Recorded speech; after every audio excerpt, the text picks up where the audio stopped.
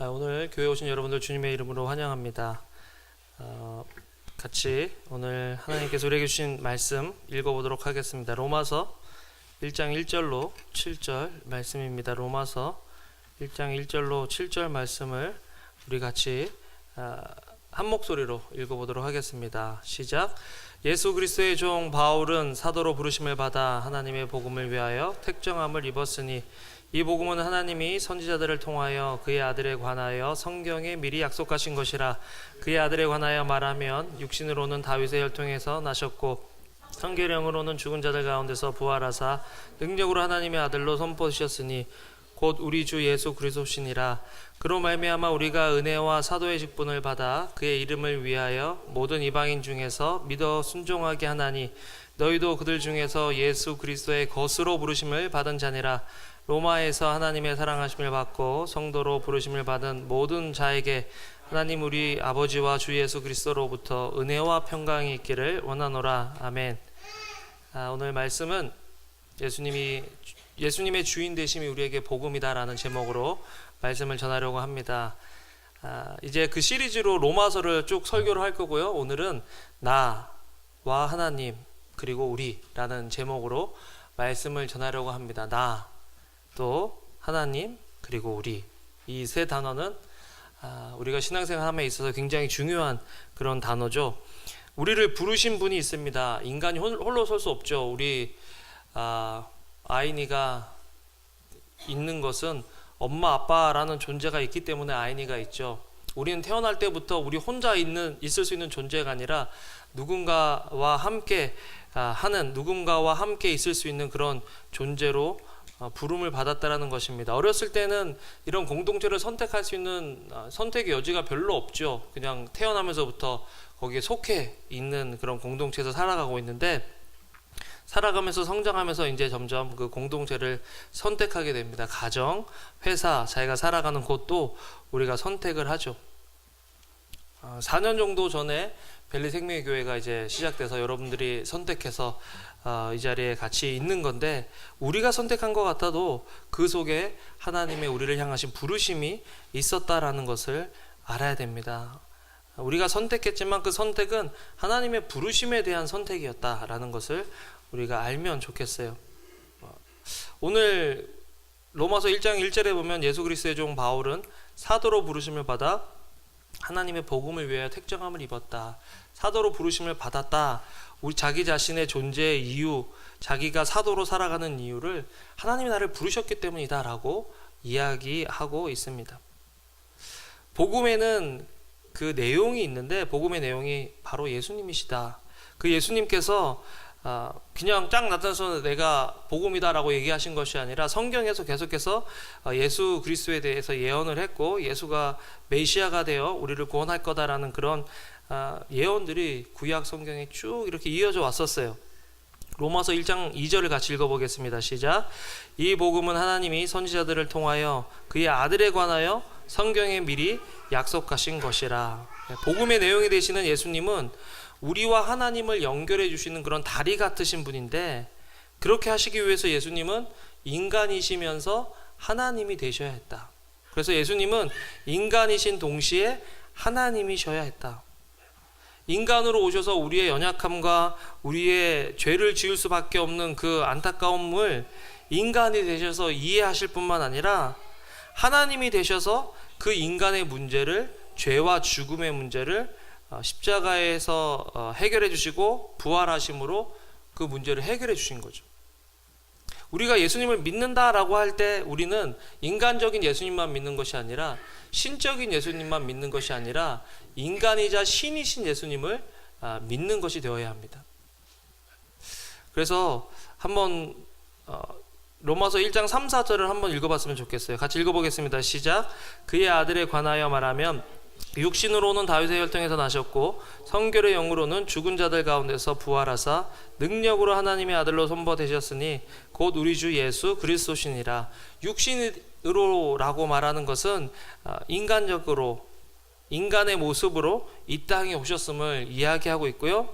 성결의 영으로라고 얘기하면 그분이 인간이시지만 또한 동시에 하나님이시다라는 것들을 우리에게 말해주고 있는 것입니다.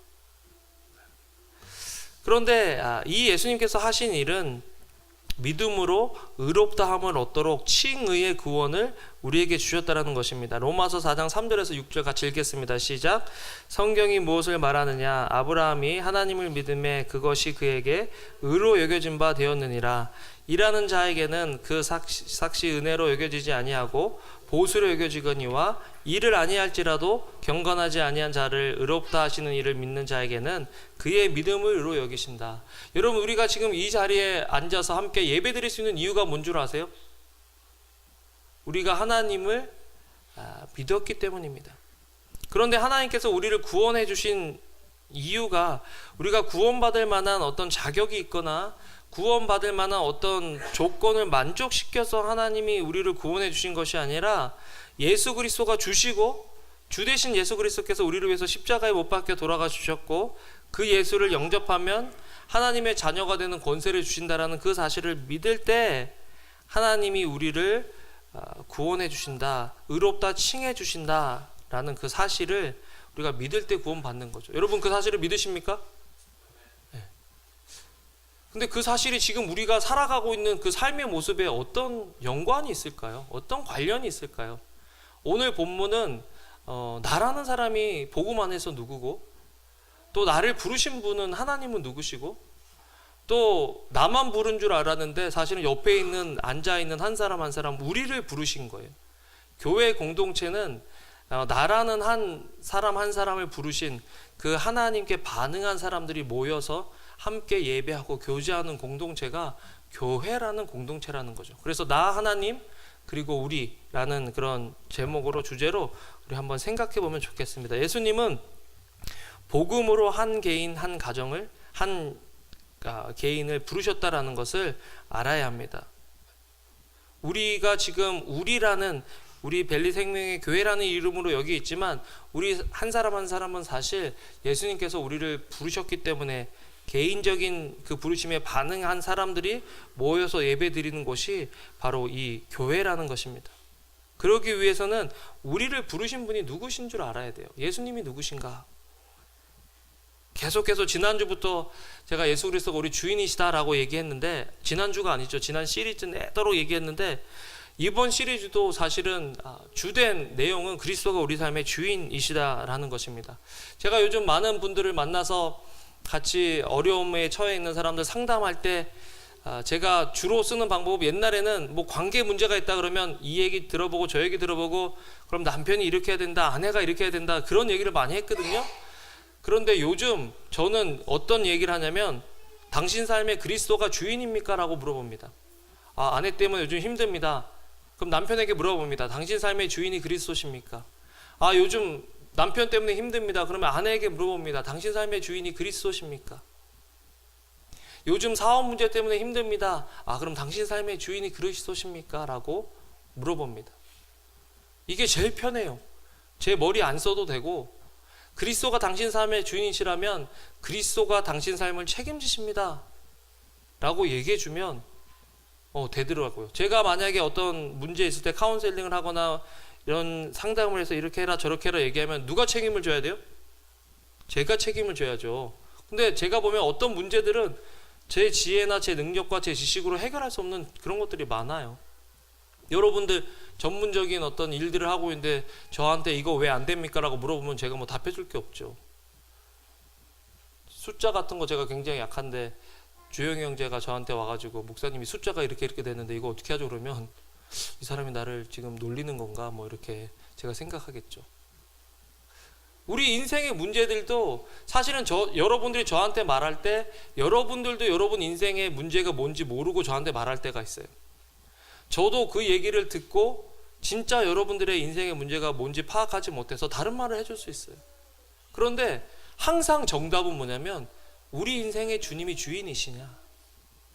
애 키우는데 힘들죠. 근데 목사님 애 키우는데 힘들어요.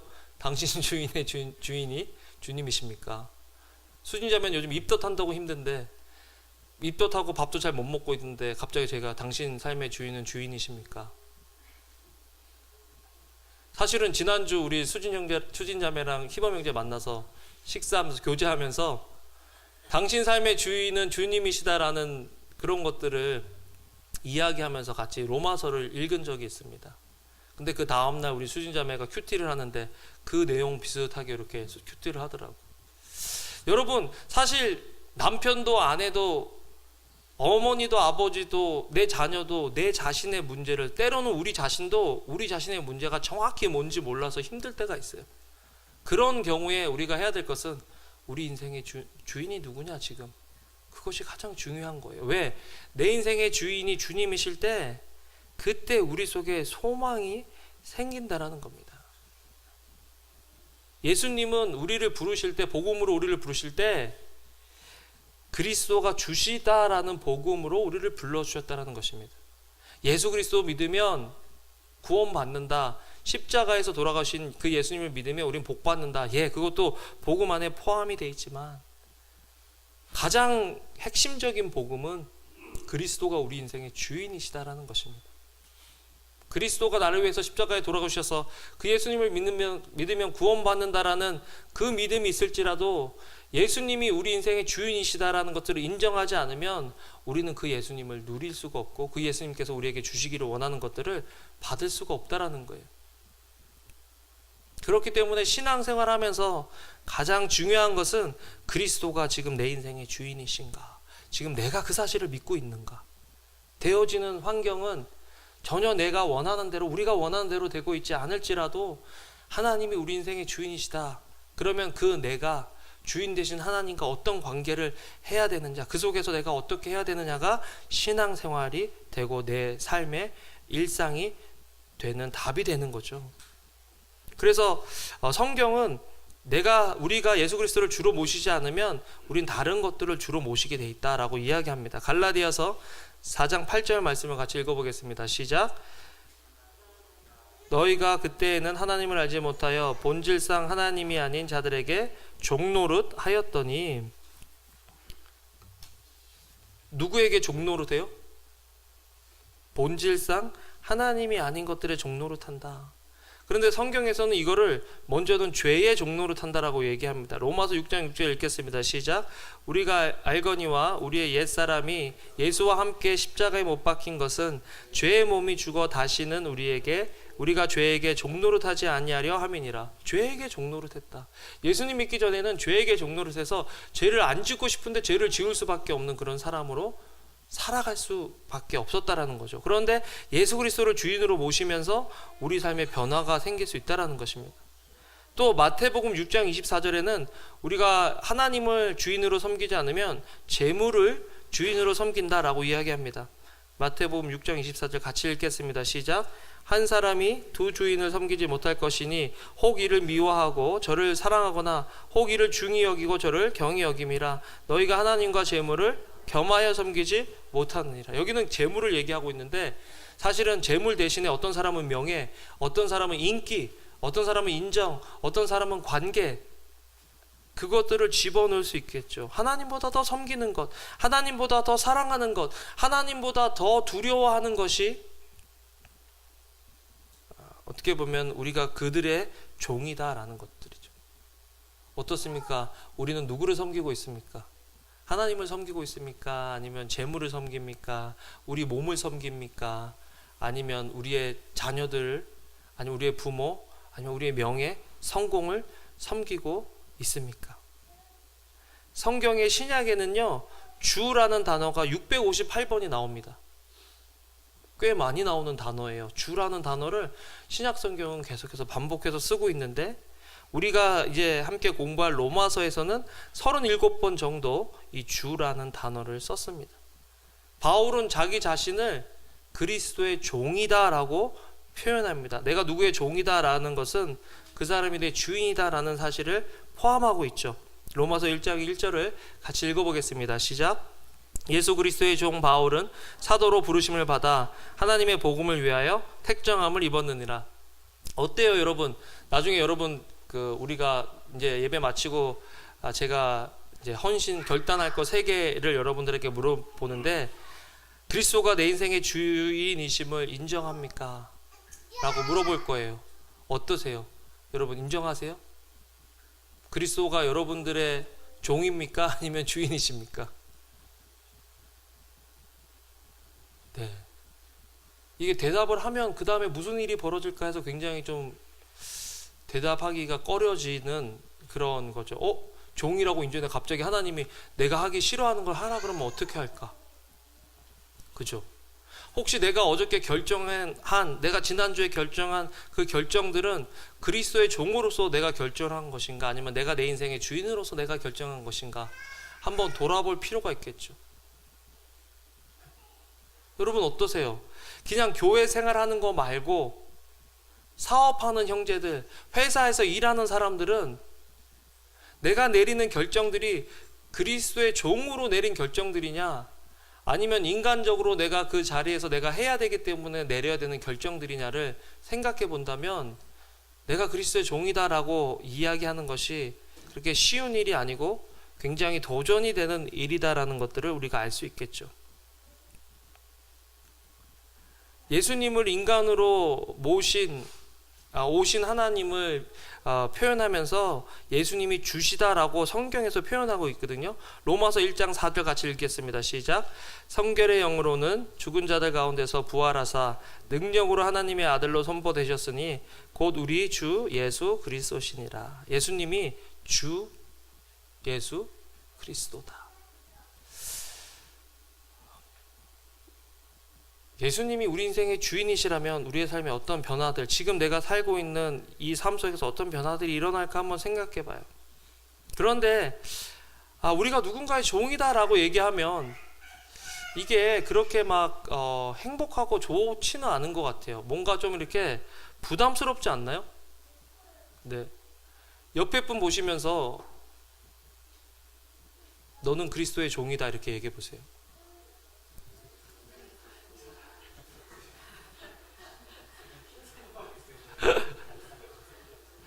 그러면 속으로 그걸 왜 네가 얘기해? 그렇죠. 심지어는 저도 그리스도의 종이다라고 얘기하지만 제 마음속에서는 꼭 그 편지 쓸 때 그리스도 주의 종 뭐 누구누구 목사 이렇게 쓰시는 분들이 있어요. 저는 그 말을 잘 안 써요. 왜냐하면 누가 저를 종처럼 부릴까 봐 그런 것도 있고, 제가 하고 싶은 대상한테는 종으로 할 수 있지만 제가 하기 싫은 대상한테 종처럼 부림받는 건 싫거든요. 여러분, 근데 예수님이 정말 내 인생의 주님이십니다, 주인이십니다라고 할 정도로 우리는 예수님을 잘 알고 있을까요?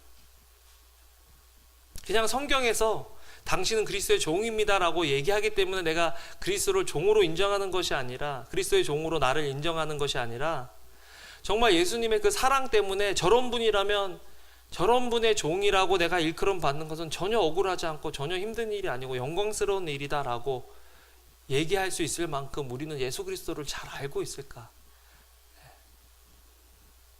예수님이 우리를 위해서 해주신 일이 뭐냐? 우리를 위해서 십자가에 돌아가 주셨다라는 거죠. 로마서 5장 8절 말씀을 같이 한번 읽어보도록 하겠습니다. 시작. 우리가 아직 죄인 되었을 때에 그리스도께서 우리를 위하여 죽으심으로 하나님께서 우리에게 대한 자기의 사랑을 확증하셨느니라. 여러분, 제가 어제 어떤 꿈 꿨는 줄 아세요? 저는 목사 될 때 가장 목사 되기가 힘들었던 것 중에 하나면 세상적으로 노는 걸 다 못 놀면 어떻게 할까. 제가 선교 단체에서 열심히 하고 저희 어머니는 제가 노래방 한 번도 안 가본 줄 아는데 사실은 전 노래방을 너무 좋아해서 노래방 몰래 많이 다니고, 만화방 가서 대학생 때도요, 저는 만화를 너무 좋아해서 만화도 막 읽고 그랬어요. 여기 이사 왔는데 할아버지 할머니들 그 책 거기에 열혈 강호가 시리즈로 쫙 있는 거 보고 저 너무 은혜 받았습니다. 여기 되게 좋은 곳이구나.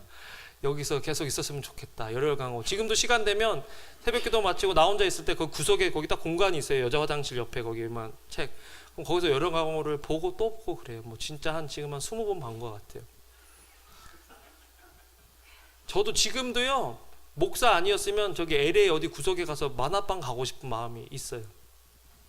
청년들하고 진짜 만화방 못 가본 게 뭐 후회스럽다 할 정도로. 그 다음에 노래방 진짜 가고 싶은데 못 가겠는 거. 근데 어저께 드디어 밤에 꿈에 노래방을 갔습니다. 그래서 막 되게 좋았어요. 노래방. 근데 우리 교회 몇 명 있었던 것 같은데 그때 누군지 모르겠네. 같이 막 가서 너무 좋다, 이 분위기 너무 좋다 이러면서 했는데 노래를 골라야 되는데 갑자기 무슨 노래를 골라야 될지 모르겠는 거예요. 이전에 즐기던 세상 낙이 이제 없어졌는가 그러면서 막 당황하다가 꿈에서 깼어요. 사실 그 모습이 내가 목사 될 때 내가 저렇게 되면 어떻게 할까 되게 두려워하던 모습이거든요. 세상에서 즐기던 거 이제 못하면 어떻게 하나 막. 그런데 그게 뭐 저에게 별로 바더가 안 되더라고요. 차라리 설교 강단 올라가서 설교를 뭐 할지 모르는 것이 저에게 embarrassing하고 정말 안타까운 일이 돼버린 거지, 노래방 가서 노래 뭐 할지 몰라서 뻘쭘뻘쭘 서 있는 게 그게 뭐 저한테 별 흉이 안 되더라고요. 별 안타까움이 안 되더라고요. 내가 그리스도에게 묶여서 이제는 그리스도의 종으로 살아간다는 것이 이전에 내가 누리던 세상 낙과 세상 즐거움이 없다고 해서 그것이 나에게 큰 문제가 안 되더라는 것을 비로소 어제 꿈을 통해서 깨달았습니다. 내가 그렇게 좋아하던 노래방, 내가 그렇게 좋아하던 가요 안 불러도 되는구나, 안 불러도 기쁜 사람이 됐구나, 그런 걸 누렸어요. 여러분 어떨 때는 여러분 자녀들이 갑자기 열심히 공부시켰는데, 우리 성철 형제가 제일 무서운 말 중에 싫어하는 말 중에 하나인데, 우리 주두가 신학교 간다 그러면 어떻게 할 거야?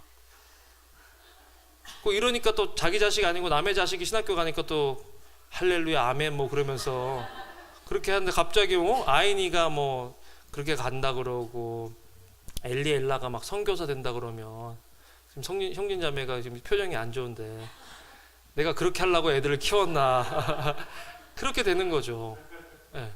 명수 형제는 저렇게 오늘 애기 데리고 왔거든요. 명수 형제가 2달 반 된 애기를 데리고 왔는데, 애기가 잘 크다가 갑자기 유스부 전도사님한테 너무 친하게 지내던 유스부 전도사님하고 잘 놀더니 갑자기 선교사가 되겠다, 목사가 되겠다고 헌신하면 유스부 전도사님이 얼마나 믿겠어요, 그죠? 유스 전도사님이 왜 멀쩡한 우리 아이를 꼬셔서 선우가 딱 했는데. 주영 형제 어때요? 선우 목사 한다는 목사 시키겠어요?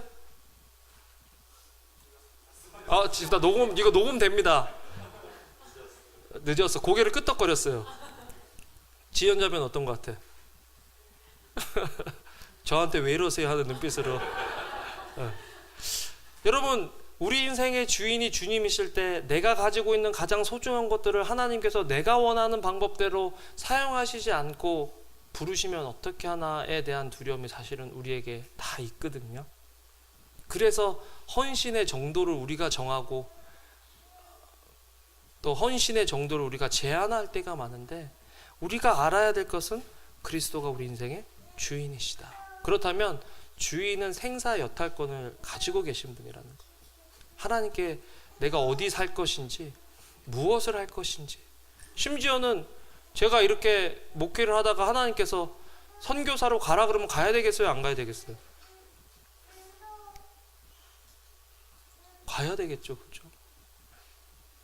우리의 어떤 경력이 바뀌고 우리의 어떤 사는 방식이 달라질지라도 하나님께서 하라 그러시면 하겠다라는 마음이 우리 속에 있는 것이 그리스도가 내 인생의 주인이십니다라고 인정하면서 살아가는 사람이 하는 일이라는 것입니다.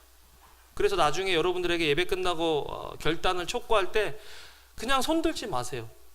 한번 생각해 보세요. 야, 내가 이거 잘못하면 내 사는 방식, 또 내가 이때까지 아껴왔던 것 곧 달라 그러실 수도 있다라는 것을 염두에 두시고 손을 드셨으면 좋겠어요. 손 안 들어도 괜찮아요. 다음 주에 또 물어볼 거니까. 그리고 그 다음 주에 또 물어볼 거예요. 전 매주 물어보기로 했어요. 두 번째로 복음은 그리스도가 우리 인생의 주인이시다는 게 복음이고, 두 번째는 예수님은 복음으로 우리를 새로운 피조물로 만드실 수 있다는 게 복음이다라는 것입니다. 여러분, 사람이 변해요, 안 변해요? 옆에 분 보시면서 참 안 변한다 이렇게 얘기해 보세요. 사람이 한결같다라고 얘기하는 거, 그거 칭찬이지만 또 욕일 수도 있죠. 너 참 한결같다. 우리 정미자매 어때요? 명수 형제 한결같아요? 한결같잖아요. 한결같아요. 욕일 수도 있고 칭찬일 수도 있고, 그죠? 오빠는 참 한결같다. 우리 부부가 싸울 때 제일 많이 싸우는 게 사람은 변한다 안 변한다로 많이 싸웁니다. 제가 싸우고 제가 잘못했을 때는 사람이 변할 수 있어요 뭐 이렇게 얘기하고, 저희 아내가 잘못했을 때는 저희 아내가 사람은 변할 수 있다라고 얘기합니다. 그리고 상대방이 잘못했을 때 우리는 보통 그러죠. 참 안 변한다고, 사람이 안 변한다고 그렇게 얘기를 하는데, 그런데 성경을 보면 사람들이 변하는 사람들이 많거든요. 그렇다면 누가 변하느냐? 예수 그리스도를 주인으로 모신 사람은 변한다. 사람은 안 변합니다. 왜? 자기가 자기 인생의 주인이면 그 사람은 변할 수가 없어요. 노력해도 안 돼요. 그런데 예수 그리스도가 그 인생의 주인이 되시는 순간 그 사람은 변할 수 있다. 왜? 자기 뜻대로 사는 사람이 아니라 누구 뜻대로 살아요? 하나님의 뜻대로 살아가기 때문에 변하는 거예요. 우리 로마서 공부하면서 제가 배운 것은, 사람이 아무리 노력하고 열심히 자기 의를 세우려고 살아봐도 변하지 않는 거예요. 그래서 괴롭고 답답한 거예요. 근데 언제 변하냐?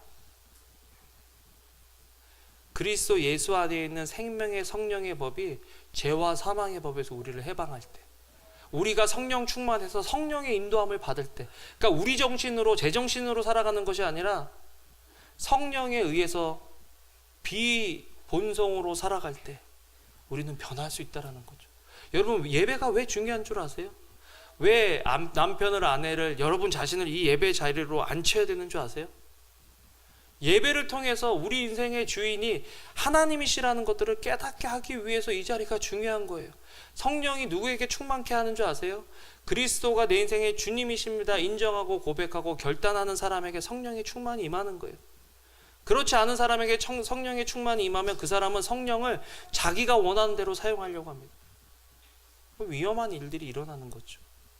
어떻습니까? 우리 인생의 주인은 누구냐? 사람이 변하면 누가 제일 먼저 알아볼까요? 남편이 제일 먼저 알아보고 아내가 제일 먼저 알아봅니다. 나는 변했다 그랬는데 남편은 너는 변하지 않았다라고 그러면 그 사람 변하지 않는 확률이 많아요. 미안하지만. 아내는 변했다고 했는데 남편이 보기에 너는 어떻게 그걸 똑같냐 그러면 그 아내는 안 변했을 확률이 많아요. 어때요? 우리 이 공동체 안에서는 변하는 것들을 경험하고 있느냐?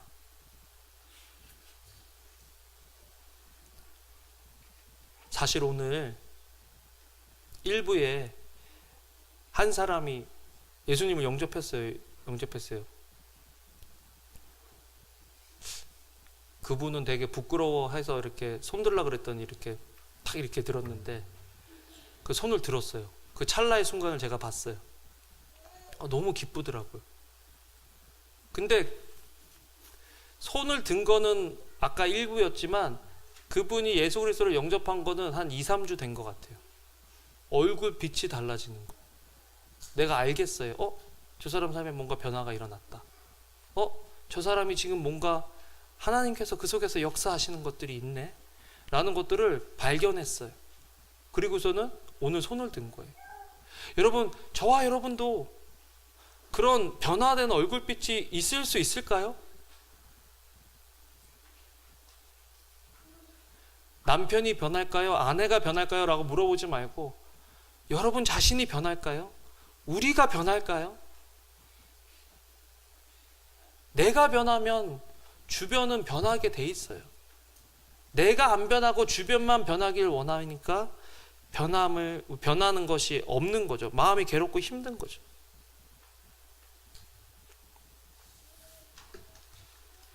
여러분, 사도 바울은 어떤 사람인 줄 아세요? 사도 바울은 자기 신념을 위해서 스데반 집사를 죽이는데 동조한 사람이고요. 초대교회를 찾아다니면서 초대교회를 무너뜨리려고 사람들을 핍박하고 감옥에 가둔 사람입니다. 그런데 그 사람이 예수님을 만나고 구원받은 다음에 그 사람은 사람을 살리는 사람이 된 거죠. 왜 사도 바울이 그렇게 바뀔 수 있었느냐? 예수님을 주인으로 모셨기 때문이에요. 두 번째로, 예수님은 복음을 위해서 우리를 부르셨다. 여러분, 예수님께서 우리를 복음으로 부르셨는데 그 복음으로 부르신 개인 한 사람 한 사람이 그 부르심에 반응해서 모인 곳이 교회라는 것 알아야 돼요. 공동체입니다. 그래서 나는 요즘은 가나안 교회 다니는 사람이 많대요. 가나안을 거꾸로 하면 뭐죠? 안 나가 교회. 사람들이요, 교회 상처받고 뭐 굳이 내가 교회 다녀야 돼? 말씀만 들으면 되지? 라고 하는 마음으로 교회를 안 다니는 거예요. 교회 다니면 섬기라 그러지, 청소하라 그러지, 헌금까지 냈는데 뭐 또 일하라 그러지. 그러니까 얼마나 교회 가는 게 귀찮아요. 그리고 목사나 리더들이 하는 거 보면 마음에 안 차고. 그러니까 교회를 안 다니는 사람들이 엄청 많대. 그런데 사실 구원을 받은 사람이 구원을 이루는 장소가 어디냐면 이 교회인 거예요. 교회. 여러분, 처음에 예수 그리스도를 마음의 개인의 구주와 구세주로 모셔드릴 때 얻는 구원은 무슨 구원이냐면 칭의의 구원입니다. 죄인을 의롭다라고 불러주시는 거예요. 그런데 세상 모든 종교는 여기가 파이널 골이에요. 여기만 통과하면 끝나는 거예요. 천국 가는 거예요. 그런데 기독교는 여기가 파이널이 아니라 여기가 출발점이 되는 거죠. 예수님 믿고 의롭게 됐는데 의롭다함을 얻은 사람들이 이제 이 공동체를 이루어서 이 속에서 지지고 볶고 살면서 예수 그리스도를 닮은 사람으로 변화되어져 가는 거예요. 그렇기 때문에 우리는 이 공동체에서 우리의 마음을 열고 상처받더라도 서로 죽으라고 사랑하려고 노력해야 된다는 거예요. 그게 교회라는 거죠. 나 예수님 믿었으니까, 나 혼자 예수님 믿었으니까 이제 괜찮아라고 할 수 있는 것이 아니라는 거예요. 예수님, 하나님께서는요, 어느 한 사람을 구원하실 때 그 사람만 보는 것이 아니라 그 사람을 통해서 하나님께 돌아올 사람들을 보신다라는 거죠. 제일 처음에 칭의의 구원의 개념에 들어온 사람이 누구냐면 아브라함인데요. 아브라함이 하나님을 믿으니 그를 의로 여기셨도다라고 얘기했을 때 아브라함은 구원받을 만한 어떤 일을 하지 않았는데 하나님께서 아브라함을 의인으로 여기주셨어요. 그러면서 아브라함에게 주신 약속이 있어요. 너로 말미암아 천하 만민이 복을 얻을 거다라고 약속해 주셨어요. 그러니까 하나님과 나 사이의 관계가 되면 거기서 끝나는 게 아니라 그것이 우리로 퍼져나가야 되는데, 믿는 사람 속에서는 공동체성 속에서 서로 섬기면서 그런 것들을 예수 그리스도 닮은 모습으로 우리가 변화되어져 가고 성장해 가고, 믿지 않는 사람들에게서는 이런 우리의 변화된 모습을 그 사람들에게 증거함으로써 그 사람들이 우리 공동체에 들어올 수 있도록 하는 것, 그래서 하나님이 우리를 구원하셨다라는 거예요. 그래서 옆에 있는 분들이 굉장히 중요한 분들이에요. 우리의 구원을 이루도록 도와주는 분들이 이분들인 거예요. 가깝게는 가정에서, 어떨 때는 원수 같은데 왜 우리가 같이 살아야 돼요? 팔자가 사나워서 그런 분들하고 같이 사는 게 아니에요, 여러분. 내가 뭐 전생에 죄를 지어서 그런 분들하고 사는 게 아니에요. 전생이 없죠, 우리에게는. 우리는 같이 살아가는 이유는 복음 때문에 같이 사는 거예요. 내가 그 복음을 받았기 때문에 남편에게 복음이 돼야 되고, 아내에게 복음이 돼야 되고, 자녀에게 복음이 되어야 하는 거예요. 자, 옆에 분 한번 쳐다봅시다. 당신은 내 구원에 꼭 필요한 사람입니다. 이렇게. 그리고 한마디 더 합시다. 나에게 복음이 되어 주소서.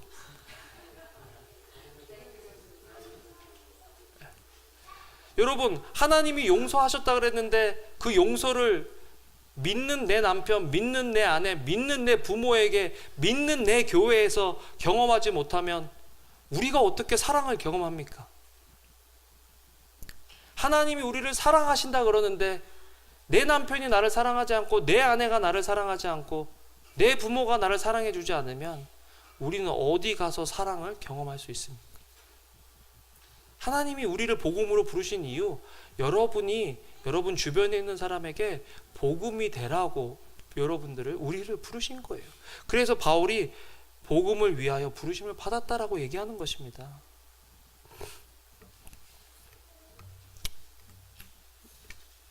말씀을 맺겠습니다. 우리 교회는 하나님의 부르심에 응답한 사람들의 공동체예요. 하나님이 여러분들의 아버지실 뿐만 아니라 여러분 옆에 있는 사람의 아버지이기도 해요. 그래서 우리 공동체는 서로 양보하고 또 서로 존중하고 서로 섬기는 공동체가 돼야 돼요. 내가 우리 교회 애들이 많아져가지고 요즘 걱정 중에 하나가 뭔지 아세요? 애 때문에 부부들끼리 싸울까봐, 부모들끼리 싸울 거네. 진짜 걱정이에요. 여러분 인터넷에 요즘 올라온 기사 봤어요? 1살짜리 자기 딸 장난감을 자기 친구 아들이 2살인데 장난감을 뺏으려고 이렇게 와서 밀치고 그러잖아요. 애들이 잘 몰라서. 그래서 그 사람이 열받아서 애를 던졌어요. 아들을, 2살짜리 아들을, 친구와 지인의 아들을. 그래서 죽었어요. 그래서 징역을 6년인가를 산다고 이렇게 하는데, 아빠들 잘 들어. 괜히 또 이게 너무 자녀들이 우상이 되고 자녀를 너무 사랑하면 내가 제어가 안 돼가지고, 내가 생각할 때 그 사람이 나쁜 사람이 아니에요. 보통 사람이었는데 순간 뭐가 씌운 거죠. 감정적으로 이게 컨트롤이 안 되니까 자기 딸 장난감 뺏는다고 그냥 그 아이를 던져서 죽게 만든 거죠. 죽이려고 던진 게 아니에요. 그냥 자기가 감정이 그게 안 된 거죠. 그러니까 말로 푸세요. 알겠죠? 말로 풀고 서로 자기 자녀들이 잘 그렇게 안 하도록 교육시키고 그렇게 돼야 돼요. 사랑으로 서로 섬기고 그렇게 하죠. 네. 속상한 일 있으면 저한테 얘기하세요. 제가 사과할게요. 하고 그렇게 해야죠. 앞으로 이제 점점 더 그렇게 됩니다. 교회를 옮기는 이유 중에 하나는, 유스 아이들이 교회를 옮기는 이유 중에 하나는 그 친구들끼리 왕따 당하고 안 맞아서 교회를 많이 옮겨요. 이게 참 별거 아닌 것 같은데, 그죠? 근데 여러분 기억하세요? 공동체라는 것은 하나님이 복음을 위해서 부르셨다라는 거예요. 복음이 아닌 다른 것들에 신경 쓰다 보면 우리는 우리 스스로 친해질 수 있는 것들이 없어요. 점점 더 멀어질 거예요. 복음으로 뭉쳐지면 어떤 우리 공동체의 약함, 또 저 사람의 연약함도요 덮을 수 있어요. 왜? 복음을 위해서 같이 나가야 되기 때문에. 그래서 우리는 복음의 공동체가 돼야 되는 거예요. 올해는 제가 사실은 11월 달에 선교 가서 좋으면 내년도에 우리 교인들하고 같이 인도 갈 수 있는 사람들 같이 선교 가려고 그랬는데 상황이 안 될 것 같아서 또 접어야 될 것 같아요. 올해는 그냥 선교를 계속 접네요. 근데 저는요, 우리 교회가 더 건강하고 성장하려면 복음과 선교에 드려져야 된다. 왜? 하나님께서 복음을 위해서 우리를 부르셨기 때문에. 그래서 그런 것들을 생각하면서 같이 나아갈 수 있는 저와 여러분들 되기를 주님의 이름으로 축원합니다. 아멘. 이 시간 여러분들에게 한번 촉구합니다. 예수 그리스도를 개인의 구주와 구세주로 모셔본 적이 없는 사람, 예수님을 내 마음의 개인의 구주와 구세주로 모시겠습니다 결단한 사람은 잠깐 손을 들어 표해 주세요. 네. 아멘. 아멘. 한 적이 없어요? 눈 감고 다 같이 계속 옆 사람 보면 또 부끄러우니까, 그죠? 예수님을 영접했으면 손을 안 들으셔도 되고, 예수님을 영접하지 않으셨다면 나 정말 예수님을 영접하고 싶습니다 하시는 분들은, 주와 그리스도로 영접하고 싶습니다 하시는 분들은 손 들어주세요. 주와 그리스도로 영접하고 싶다. 네. 괜찮습니다. 네, 좋습니다. 네, 아멘. 자, 그러면 이번에는 예수님을 내 인생의 주인으로 모시기로 다시 한번 헌신합니다 하시는 분 손 들어주세요. 여러분 내가 그거 잘 결정하라 그랬어요. 이거 하고 무슨 일이 벌어질지 모른다고 제가 말씀드렸습니다. 내려주세요. 저는 참고로 저희 아버님이 집회 가셔서 하실 때 저는 손을 안 들었어요. 그 아버지한테 얘기했어요. 아버지, 손 들면 무서워서 손을 안 들었다. 언젠간 들게 하시겠지. 그렇게 얘기했던 게 기억이 납니다. 그래서 여러분 걱정 마세요. 오늘 손 안 들으셨다고 하셔서 미안하실 필요도 없고요. 다음 주에 또 물어볼 거니까 걱정하지 마세요. 좋습니다. 자, 혹시 오늘 선교사나 신학교로 가서 내가 공부하겠다 헌신하시는 분이 있으면 손 들어주세요. 이거 진짜 조심해야 되는데, 예. 손 들까봐 나 무섭기도 한데, 혹시 하나님께서 그런 마음 주시면 손 들어주십시오. 없습니까? 네, 좋습니다. 우리 예수님을 영접하겠다고 하신 분도 계셨고 주인으로 모시겠다고 하신 분도 있었는데, 우리 같이 기도 한번 하겠습니다. 하나님, 말씀에 반응해서 예수님을 영접하고 또 예수님을 주와 주인으로 모시겠다고 다시 한번 재헌신한 우리 성도들 축복하시고 은혜 주시고, 내일 또 이 시간 후에 일상에서 살아갈 때 주님의 그 주인 되심을 경험하며 살아갈 수 있는 저희들 될 수 있도록 주여 아버지 도와 주시옵소서. 감사합니다. 예수님 이름으로 기도합니다. 아멘.